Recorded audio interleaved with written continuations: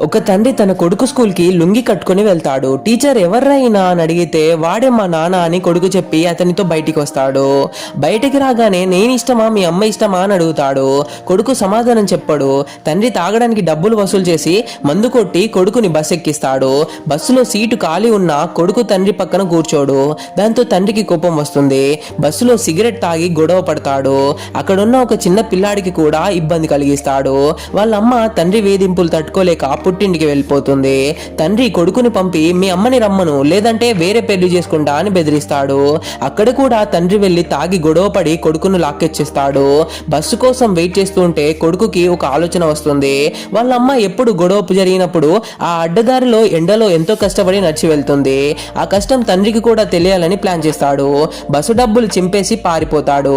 తండ్రి కోపంతో వాడిని ఎండలో వెంటాడుతూ ఆ అడ్డదారిలోనే కిలోమీటర్లు నడుస్తాడు. ఎండ తీవ్రతకి తండ్రి అల్లాడిపోతాడు. తండ్రి అలిసిపోయి సిగరెట్ వెలిగించడానికి అగ్గిపెట్ట అడిగితే కొడుకు ఇవ్వడు. దారిలో కొడుకు ఒక రాయిని నోట్లో వేసుకుంటాడు. దారిలో టీచర్ కనిపిస్తే కొడుకు బండి ఎక్కుతాడు.